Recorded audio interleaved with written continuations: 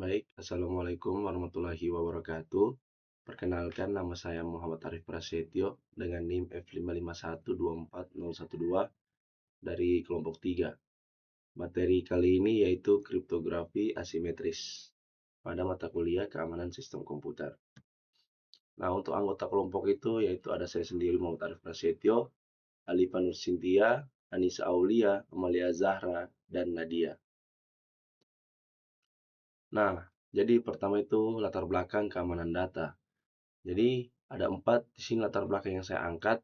Yang pertama itu adalah masalah global, yang kedua ada dinamika 3 subjek, yang keempat itu ada kontradiksi teknis, dan yang keempat itu ada tuntutan sistem. Nah, yang pertama ini masalah global. Ya, kebutuhan mendesak untuk meningkatkan transformasi informasi kriptografi guna melindungi sistem informasi yang modern.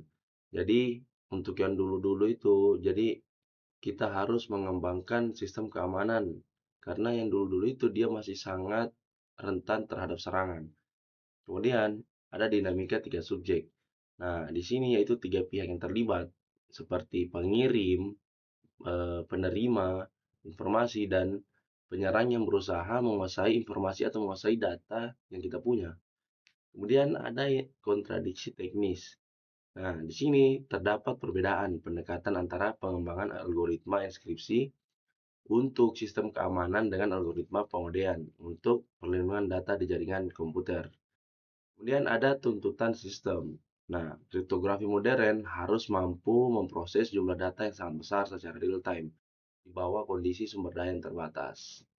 Nah, oleh karena itu, kriptografi modern ini harus memang sangat membutuhkan orang-orang yang sangat mahir di dalam bidangnya. Next, masalah pertukaran kunci dan kebutuhan metode baru. Nah, di sini juga ada 4 poin yang saya angkat. Yang pertama itu ada definisi enkripsi. Nah, jadi perbedaannya enkripsi dan pengodean adalah pada sistem enkripsinya. Kunci atau algoritma tidak diketahui oleh penyerang. Nah, jadi penyerang ini tidak boleh tahu kunci yang kita punya, sehingga mereka istilahnya itu hanya meraba-raba, seperti itu. Kemudian yang kedua, klasifikasi tidak sempurna. Penentuan kekuatan algoritma hanya berdasarkan panjang kunci seperti 128 atau 256 bit yang dianggap itu memiliki banyak kekurangan. Nah, kemudian yang ketiga ada masalah pada stream chipper. Karena bloknya hanya 1 bit, sandi aliran atau restream chipper ini sering dianggap tidak memuaskan adanya klasifikasi tradisional. Nah, maka nanti di sistem di asimetris ini nanti ada penjelasan berikutnya. Kemudian yang keempat, solusi untuk masa depan. Nah, munculnya teori pengkodean kriptografi sebagai cara baru untuk menjamin kualitas transformasi pada berbagai set kunci. Nah, asimetris inilah sebagai solusi terhadap keamanan-keamanan atau klasifikasi tradisional seperti itu. Nah, kemudian kita masuk ke kriptografi asimetris. Di sini ada 4 poin yang saya angkat. Yang pertama, korelasi antar sandi. Nah, jadi kriptografi asimetris dianalisis melalui hubungannya dengan sandi simetris untuk pengembangan sistem yang lebih kuat. Istilahnya, asimetris ini dia seperti eh, pekerjaan tingkat lanjut dari simetris yang simetris ini kan masih ada kurangnya. Jadi, asimetris lah yang menyempurnakan. Kemudian konstruksi baru. Nah, pada jurnal dia mengusulkan pendekatan baru dalam membangun sandi aliran. Nah, strip chippers yang bersifat asimetris. Kemudian kriteria klasifikasi. Nah, klasifikasi pada asimetris ini dia bergantung pada rasio kunci simetris, asimetris serta kompleksitas transformasi kuncinya. Kemudian ada implementasi praktis. Nah, faktor utama yang membedakan algoritma kunci publik atau pribadi adalah pada sisi implementasi praktisnya. Nah, jadi adapun beda, jadi dia itu algoritma kunci publik ini secara publik atau pribadi tentu sangat berbeda nantinya pada implementasi praktisnya. Nah, kemudian akan dijelaskan teman saya. Terima kasih. Baik, Assalamualaikum warahmatullahi wabarakatuh. Perkenalkan, nama saya Alifan Cynthia Marsha dengan NIM F55124011.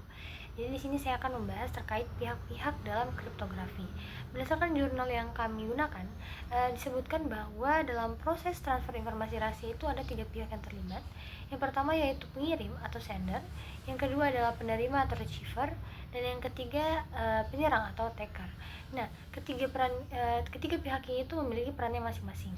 Untuk pengirim atau sender ini, dia itu berperan sebagai pengirim pesan, dan yang penerima sebagai pihak untuk menerima pesan. Dan untuk penyerang itu merupakan pihak yang berusaha mendapatkan informasi tersebut. Selanjutnya dalam jurnal juga dijelaskan bahwa pengirim akan menyediakan informasi terenkripsi berdasarkan algoritma dan kunci yang diketahuinya. Artinya sebelum dikirim melalui internet, pesan itu sudah diamankan terlebih dahulu menggunakan kunci. Kemudian penerima itu akan menyediakan informasi terdekripsi berdasarkan algoritma dan kunci yang diketahuinya, sehingga pesan itu bisa kembali ke bentuk aslinya atau ke plain text. Nah, dari sudut pandang penyerang, jurnal itu menyebutkan bahwa kunci atau algoritma itu tidak diketahui oleh penyerang, sehingga informasi yang dilihat oleh penyerang itu hanya berupa pesan yang sudah terenkripsi dan tidak bisa dipahami. Nah, oleh karena itu tujuan dari kriptografi itu untuk melindungi informasi dari pihak yang tidak berwenang. Lanjut kita ke slide berikutnya. Di sini tuh membahas tentang konsep dua kunci. Berdasarkan konsep pada jurnal tadi, kita tahu bahwa keamanan sistem ini bergantung pada kunci yang tidak diketahui oleh penyerang. Nah, hal ini itu juga diperkuat dalam jurnal yang menyatakan bahwa enkripsi itu berbeda dari pengkodean karena kunci atau algoritma itu tidak diketahui. Nah, dari konsep tersebut dapat diketahui dalam kriptografi modern itu dikembangkan metode yang lebih aman, yaitu kriptografi asimetris yang menggunakan dua kunci. Kunci yang pertama adalah public key. Ini digunakan untuk melakukan enkripsi dan dapat diketahui umum atau dapat diketahui banyak orang. Nah, sedangkan kunci kedua atau private key itu kunci yang digunakan untuk melakukan dekripsi dan hanya diketahui oleh pemiliknya, sehingga dia itu bersifat rahasia. Nah, jadi meskipun public key ini diketahui oleh banyak pihak, keamanan itu tetap terjaga karena private key ini tidak diketahui oleh penyerang. Nah, maksudnya di sini tuh public key ini diketahui oleh banyak pihak. Jadi misalnya pengirim ingin mengirimkan pesan dan sebelum mengirimkan pesan melalui internet ke penerima, itu dilakukan proses enkripsi dulu menggunakan public key.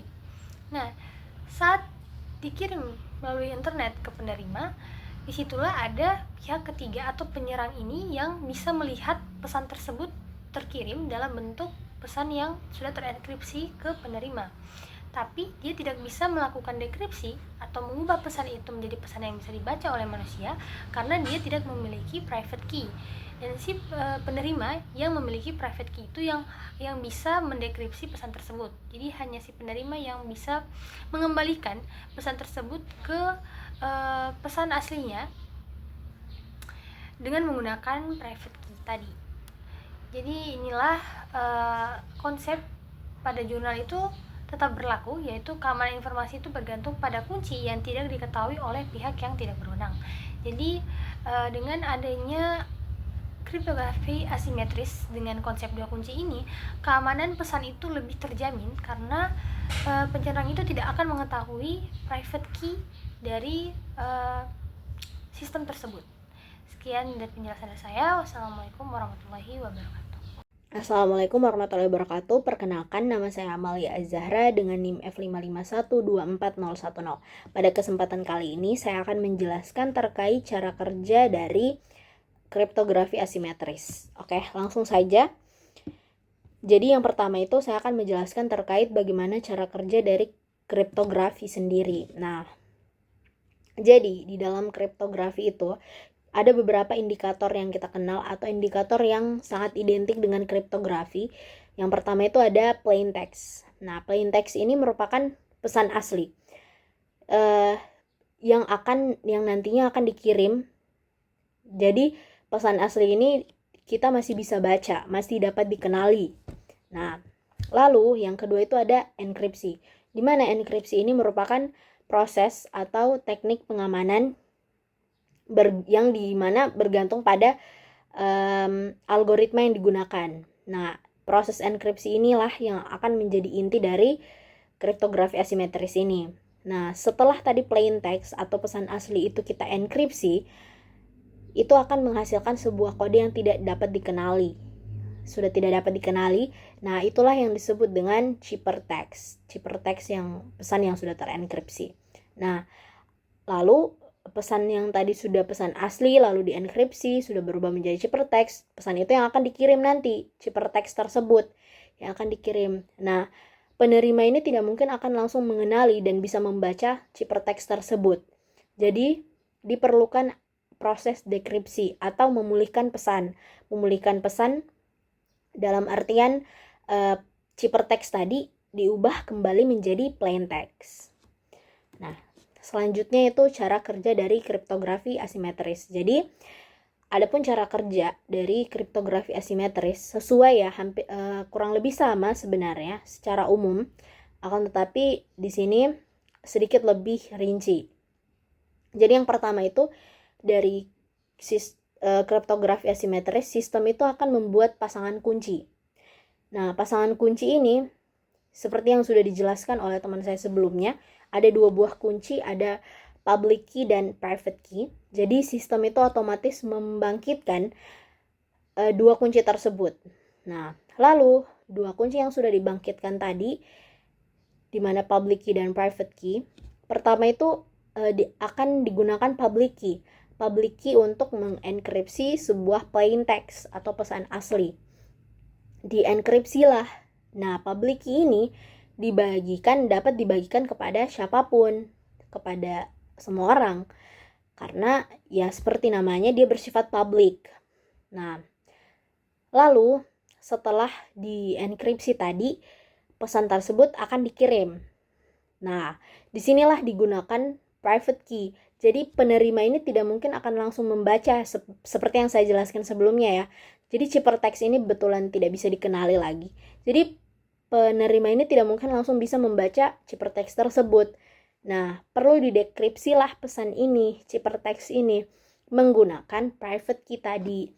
Jadi private key ini namanya private ya. Dia disimpan secara rahasia dan hanya penerima yang dapat membaca atau ya hanya penerima yang memiliki private key ini, sehingga hanya pemiliklah yang dapat membaca karena ya pemilik ini dalam artian mereka pemilik private key. Ya, oke. Nah, selanjutnya ini proses dari enkripsi dan dekripsi kurang lebih sama. Jadi awalnya pesan asli sebuah plain text dienkripsi menggunakan public key. Nah, pesan yang sudah terenkripsi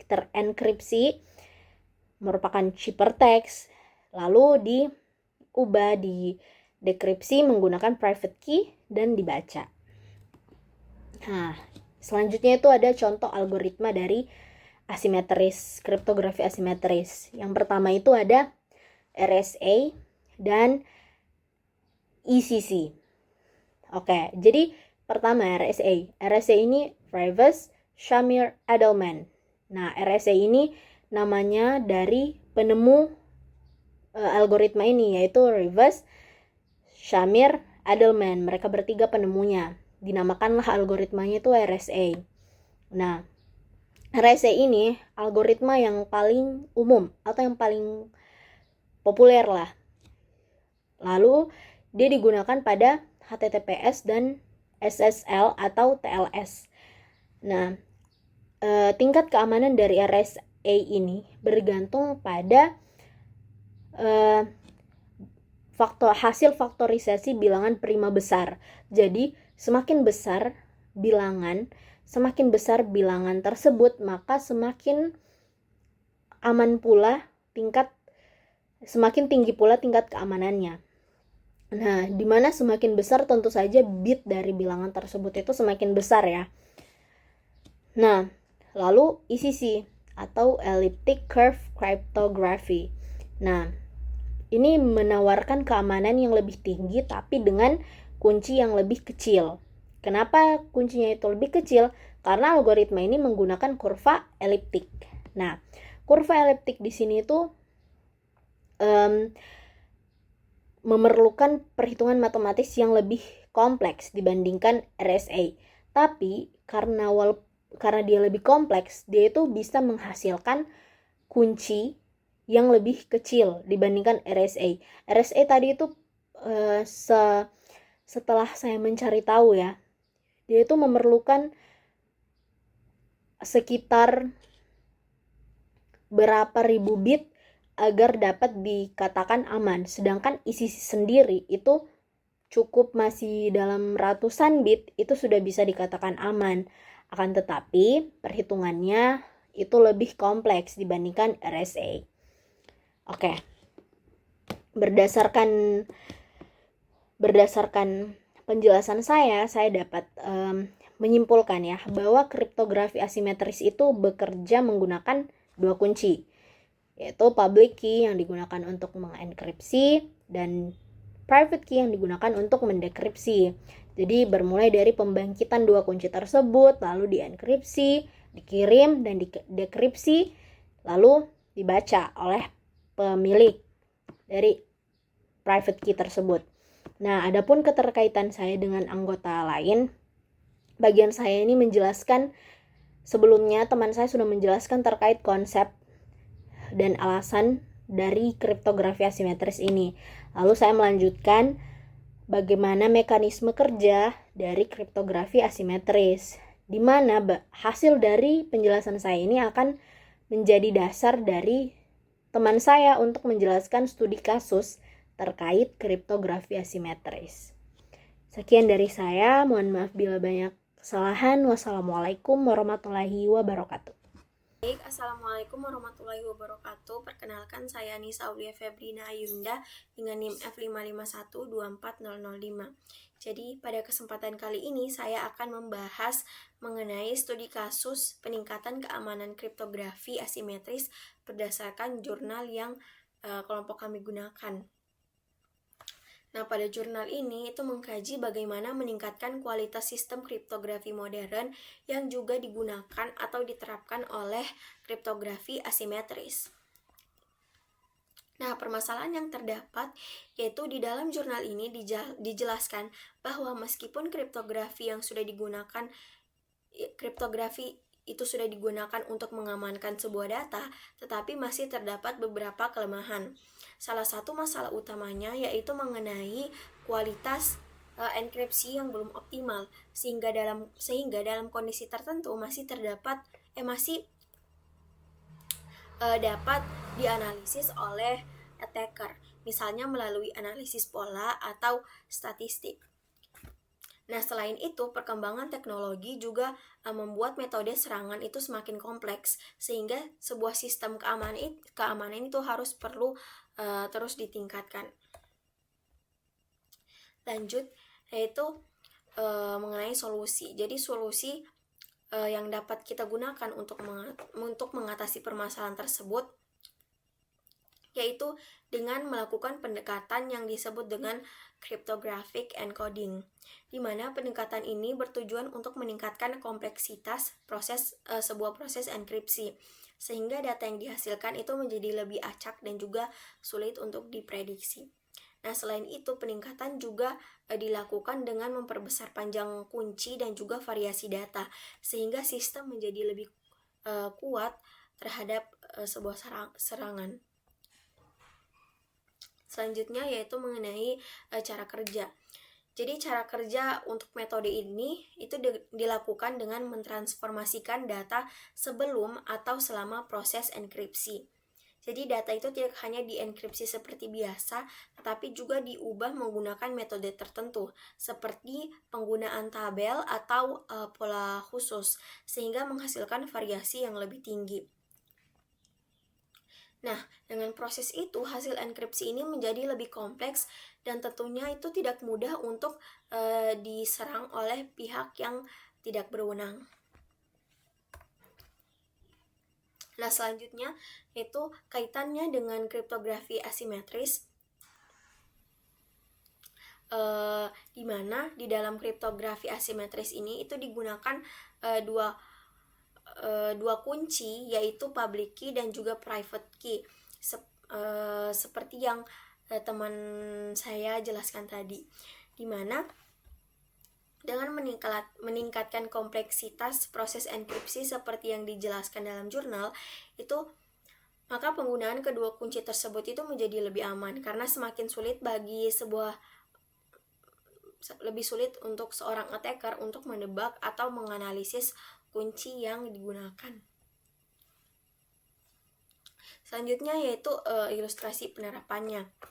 Nah, seperti Gmail dan juga protokol HTTPS, yang dimana konsep kriptografi asimetris ini itu dapat kita temukan dalam sistem seperti Gmail dan protokol HTTPS tersebut, yang dimana di dalam sistem tersebut itu dimana di dalam sistem tersebut data pengguna itu akan dienkripsi menggunakan public key dan juga hanya dapat dibuka menggunakan private key. Baik, selanjutnya yaitu mengenai hasil dan juga dampak yang akan terjadi, di mana hasil dari penelitian menunjukkan bahwa dengan meningkatkan kompleksitas enkripsi, sistem kriptografi ini menjadi lebih kuat dan lebih tahan terhadap berbagai jenis serangan. Hal ini berarti data yang dikirimkan menjadi lebih aman dan juga lebih sulit untuk diretas oleh pihak yang tidak berwenang atau seorang attacker. Lalu kesimpulan dari studi kasus ini bahwa peningkatan kualitas kriptografi itu sangat penting untuk menghadapi ancaman keamanan yang kita ketahui sekarang itu semakin berkembang. Assalamualaikum warahmatullahi wabarakatuh. Perkenalkan, nama saya Nadia dengan NIM F551240033. Nah, selanjutnya saya akan menjelaskan manfaat serta kesimpulan dari kriptografi asimetris. Metode ini memberikan banyak manfaat dan menjaga keamanan informasi. Salah satunya adalah meningkatkan perlindungan data melalui penggunaan dua jenis kunci, sehingga akses hanya dimiliki oleh pihak yang berwenang. Selain itu, proses komunikasi dapat berlangsung lebih aman tanpa perlu bertukar kunci rahasia secara langsung. Hal ini sangat penting terutama dalam penggunaan jaringan internet. Kriptografi asimetris juga berperan dalam proses autentikasi, yaitu memastikan bahwa pengirim data benar-benar valid dan dapat dipercaya. Dalam penerapannya, teknologi ini sudah banyak digunakan pada berbagai sistem seperti email, login akun, dan transaksi digital, sehingga data pengguna menjadi lebih terlindungi dari ancaman penyadapan. Berdasarkan jurnal yang kami gunakan, dijelaskan bahwa tingkat keamanan kriptografi dipengaruhi oleh kompleksitas algoritma serta panjang kunci yang digunakan. Semakin tinggi kompleksitasnya, maka semakin sulit bagi pihak lain untuk memecahkan sistem keamanan tersebut. Sebagai kesimpulan, kriptografi asimetris merupakan metode enkripsi yang menggunakan dua kunci berbeda untuk menjaga keamanan data. Metode ini mampu mengatasi permasalahan pada sistem sebelumnya, khususnya dalam proses pertukaran kunci, serta memiliki peran penting dalam melindungi informasi pada sistem komunikasi modern. Dengan demikian, kriptografi asimetris menjadi salah satu solusi yang efektif dalam menjaga keamanan data di era digital saat ini. Referensi yang kami gunakan dalam pembahasan ini berasal dari jurnal Cryptographic Encoding in Modern Symmetric and Asymmetric Encryption yang dipublikasikan pada tahun 2022. Sekian dari kami, terima kasih. Wassalamualaikum warahmatullahi wabarakatuh.